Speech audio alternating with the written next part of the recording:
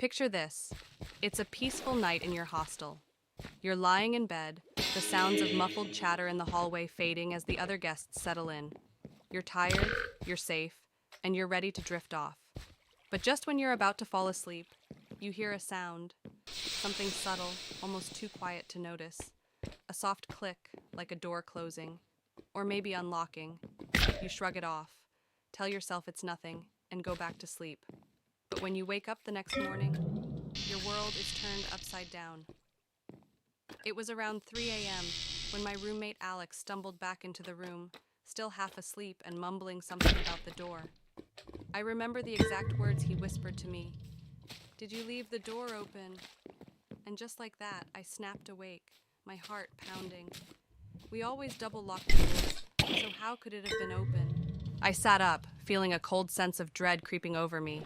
My hands instinctively reached for my phone on the nightstand, but my fingers hit nothing but empty space. I turned on the light, and that's when I saw it. My bag was open, my laptop was gone, and my wallet was lying on the floor, completely empty. A wave of panic hit me. This couldn't be happening. We were just two students, staying in a hostel, trusting that our belongings were safe. But in that moment, as I looked around the room, I knew the truth. Someone had been here, and they'd taken everything. The next morning, Alex and I weren't the only ones scrambling. We rushed down to the lobby, only to find a crowd of anxious faces. The hostel was in chaos. People were talking over each other, some shouting, some on the verge of tears. Phones, laptops, wallets. Almost everyone was missing something. It was as if a ghost had slipped through the hostel in the dead of night, taking whatever it wanted. The hostel manager tried to calm us down, promising to review the security footage. But we were all on edge.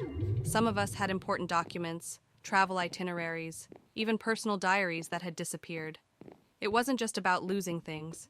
It felt like an invasion of our personal space, a violation of our trust. How could this even happen? We all locked our doors. It has to be an inside job. No way someone just waltzed in and took all this stuff without help.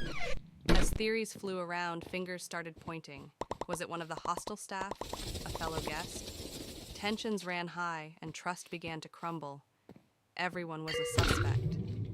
Finally, after hours of waiting, the manager called a meeting. He told us that they'd reviewed the CCTV footage.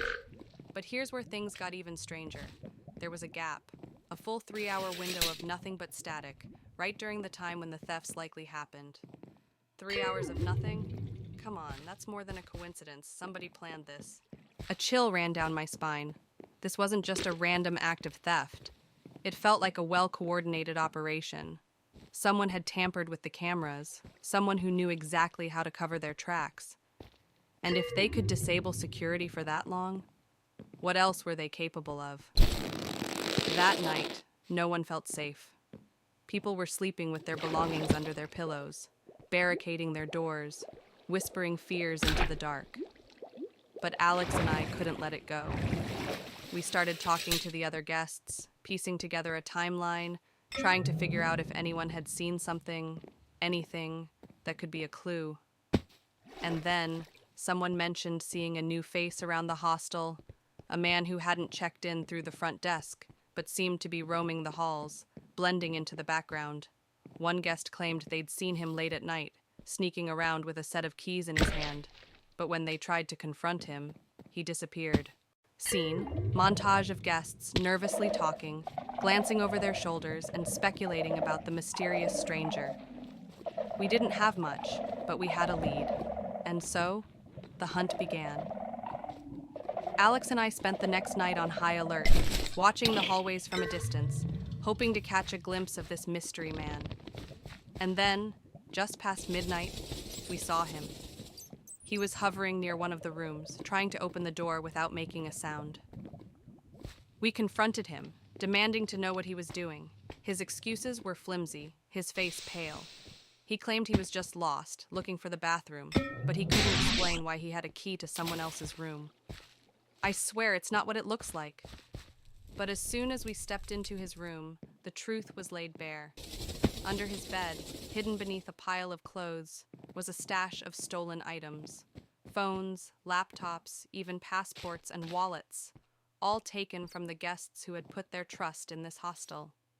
The police were called, and the man was arrested on the spot.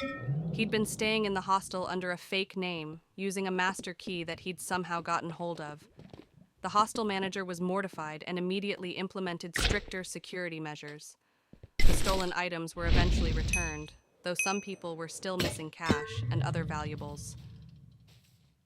But even with our belongings back, a part of us couldn't shake the feeling of betrayal. We had trusted the hostel to keep us safe, trusted our fellow travelers, and that trust had been shattered in a single night. Hostels can be amazing places to meet people and share experiences, but this experience taught us a valuable lesson. Never take safety for granted. Always double lock your door, keep valuables hidden, and trust your instincts, because you never know what dangers might be hiding, just a door away. Thanks for sticking with us through this story. What would you have done in our shoes? Have you ever had a similar experience while traveling? Let us know in the comments below, and if you enjoyed this video, make sure to hit the like button, subscribe, and ring the bell for more real-life stories that'll keep you on the edge of your seat. Until next time, stay safe and stay curious.